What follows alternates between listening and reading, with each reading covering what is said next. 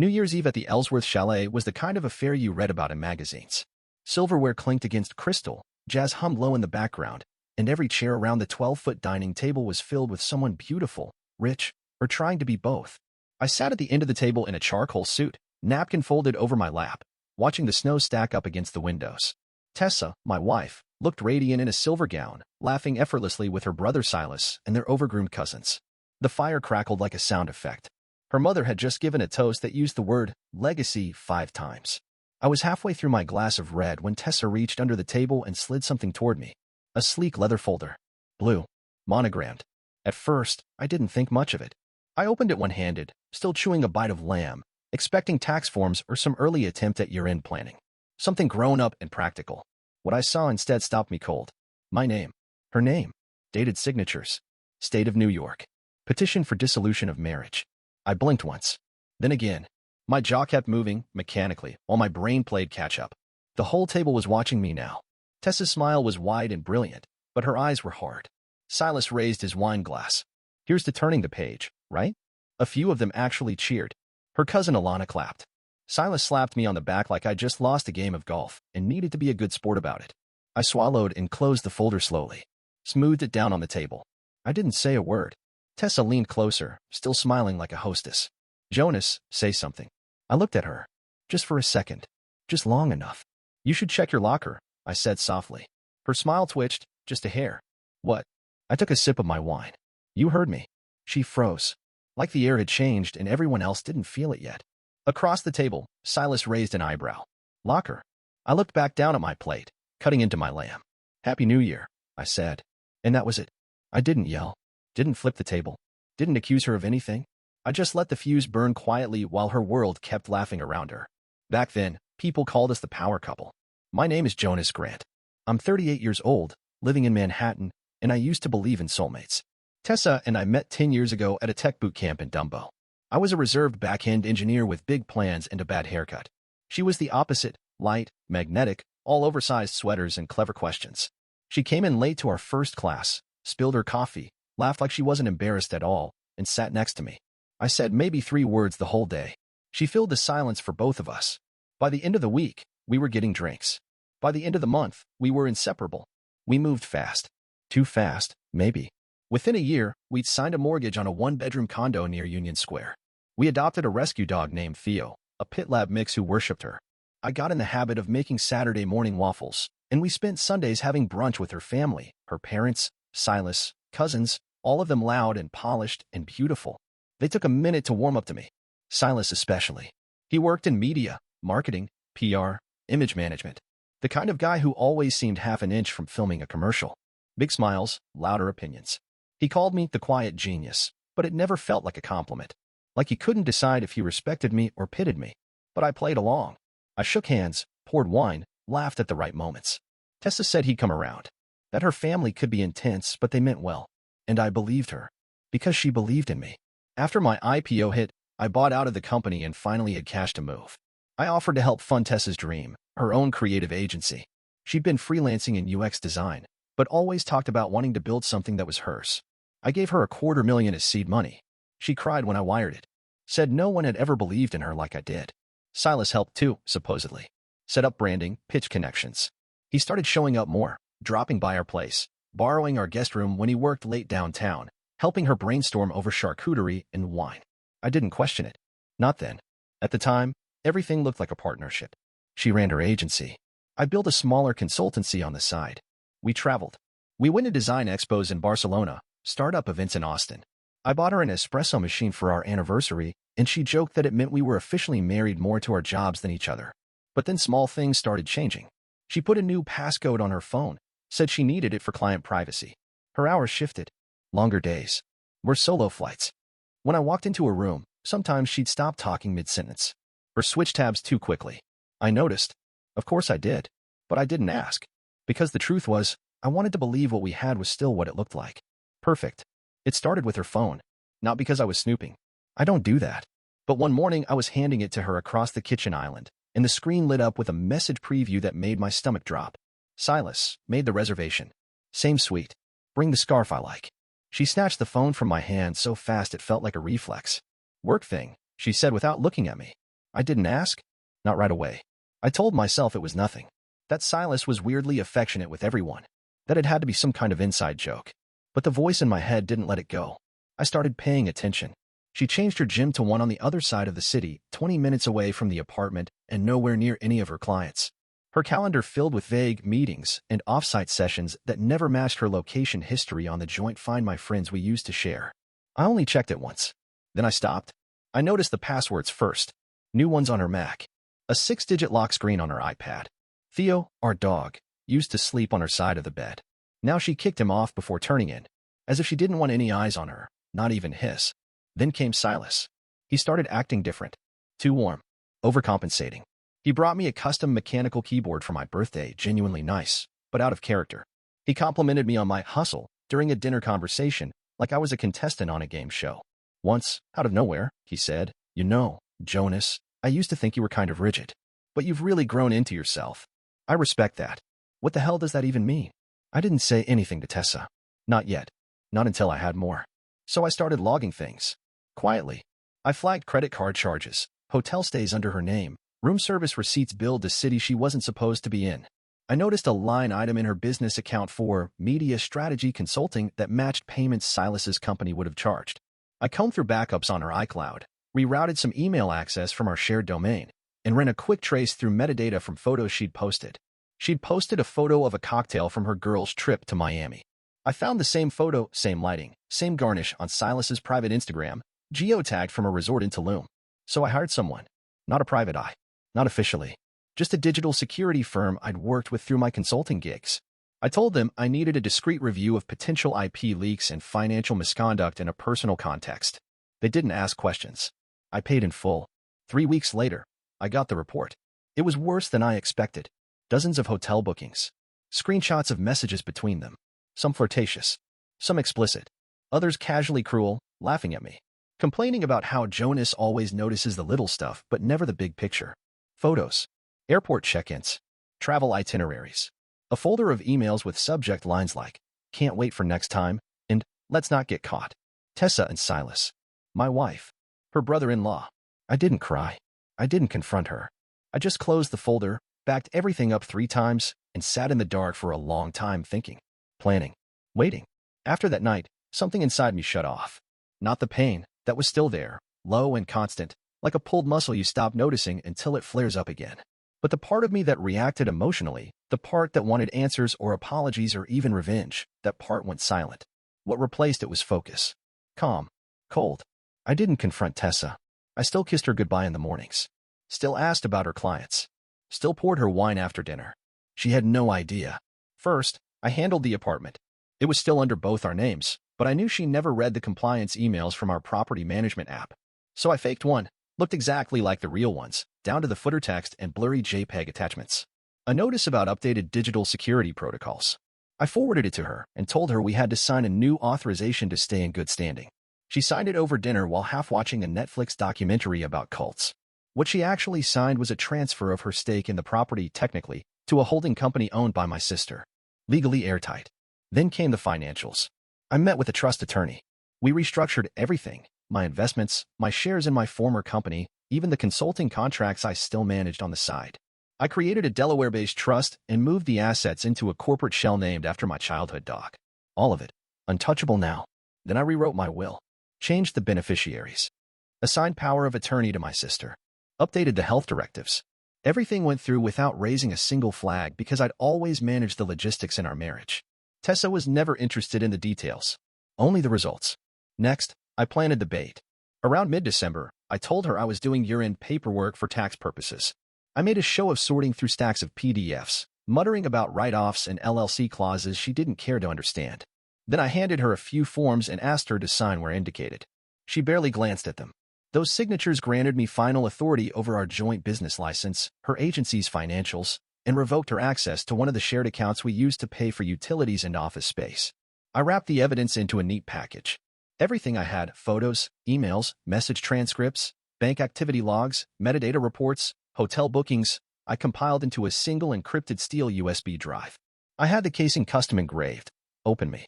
The kind of thing you'd think was sentimental until you plugged it in. Then I placed it inside a locker at the Equinox gym she still used 3 times a week. Rented the locker under my name. Used a secondary keycard for access. On New Year's Eve morning, I slipped the locker receipt into a blank envelope and tucked it into my jacket. No one knew. Not even my sister. Not the attorney. Not the firm I'd hired to gather the digital evidence. It was just me now. Me and the truth. Waiting. Coiled. I looked at myself in the mirror that afternoon before we left for the chalet, tie crisp, hair neat, face unreadable, and thought, you wanted a performance? Let's give you one. Back at the chalet, I slid the envelope across the table like it was nothing. The same table where, 30 minutes earlier, Tessa had served me divorce papers like it was a party favor. Her family was still laughing about it when I placed the white envelope next to her wine glass. She looked at it, confused. What's this? Something you forgot, I said, my voice even. Might want to check it now. I leaned back in my chair, took a sip of my drink. Her eyes narrowed, but she picked it up anyway. As soon as she opened it and saw the gym locker receipt, the light shifted in her face. She blinked once. Then again. Color drained from her cheeks like a slow leak. She stood up abruptly, muttering something about needing a minute. Clutched her phone in one hand, the envelope in the other.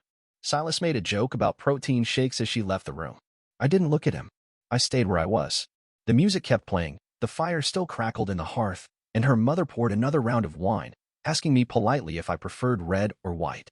You've always been so quiet, Jonas, she said, trying to make conversation. Even now. I smiled. Some things are better when you wait.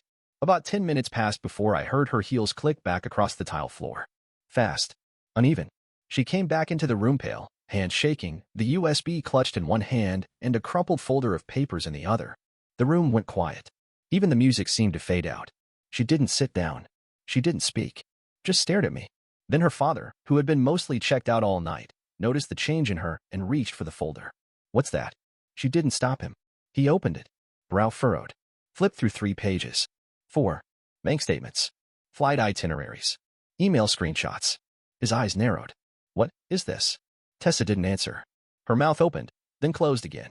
Her hand gripped the edge of the table like she needed something solid to hang on to. Her mother gasped. Audibly.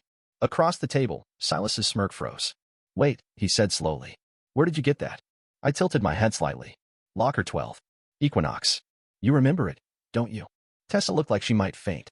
Her father's voice was suddenly louder. Silas. What is this? This is your name. On these bookings. Silas stood up. This is nothing.